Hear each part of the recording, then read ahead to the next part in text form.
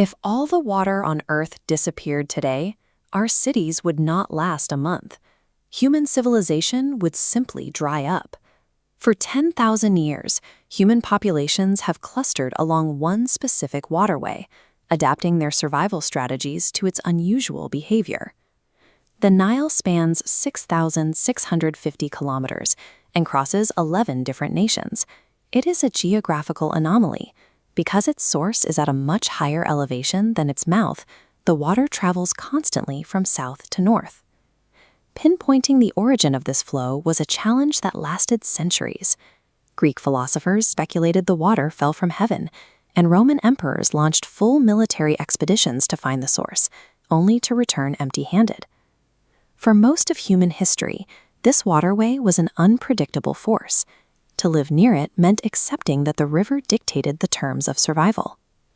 The historian Herodotus famously observed that Egypt is a gift of the river. He was being literal. Over 95% of the country is a harsh, dry desert. Without this single source of water, the region would be empty. Every summer, heavy rainfall in Ethiopia creates a massive surge that travels down the Blue Nile into the Egyptian sands. When these floodwaters recede, they leave behind kemet, a layer of deep, black, highly fertile silt. To farm this land, Egyptians had to predict the mud.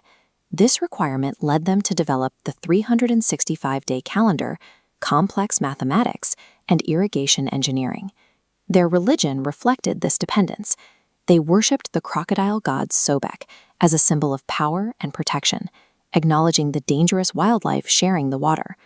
For thousands of years, humanity survived by following the river's natural cycles.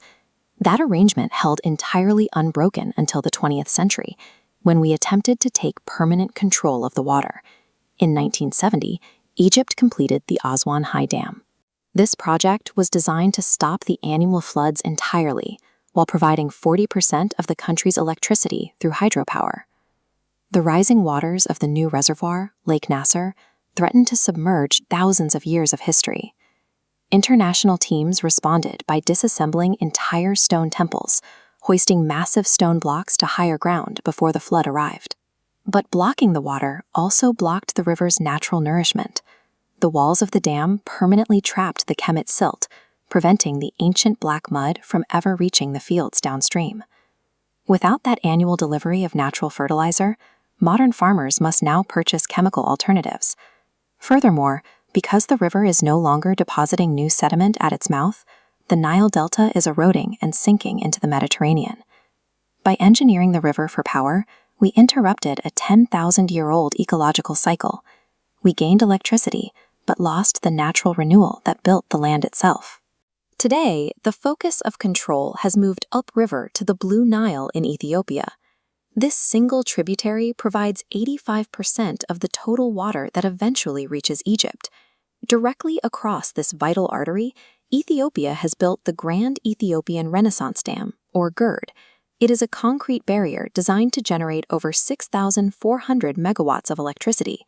For Ethiopia, this dam is a path to economic progress and national energy independence. It represents a significant step toward modernizing their economy. For Egypt, any upstream restriction is a direct threat to the survival of 100 million people. The dispute has become so intense that it has led to diplomatic standoffs and threats of military action. This tension over the GERD highlights a modern crisis. 3 nations are now in a zero-sum competition over a single ancient resource, creating a potential flashpoint for a 21st-century water war. While nations argue over concrete dams, a larger threat is developing that eclipses human engineering: global climate change. This chart shows the United Nations predictions for the river's future. Melting mountain ice and erratic rainfall patterns could cause the Nile's total water flow to drop by 50% by the year 2050. The impact of that loss would be catastrophic. Over 300 million people across Egypt, Sudan, and Ethiopia would face the collapse of their agriculture and a severe shortage of food.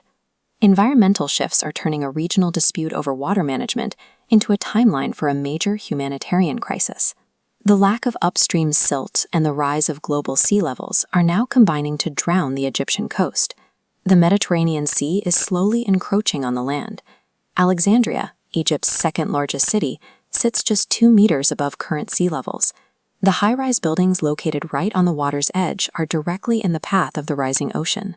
Despite these looming threats, life on the river remains vibrant.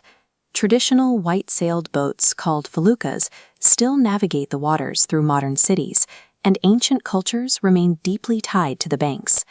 The ancient pharaohs understood that their power was entirely dependent on their relationship with the water. They knew that human survival required a balance with the river's natural behavior. The Nile provided the stability that allowed human civilization to take its first steps. Today, as we attempt to re-engineer its ancient cycles for modern power, we are testing the limits of the very resource that made our existence possible.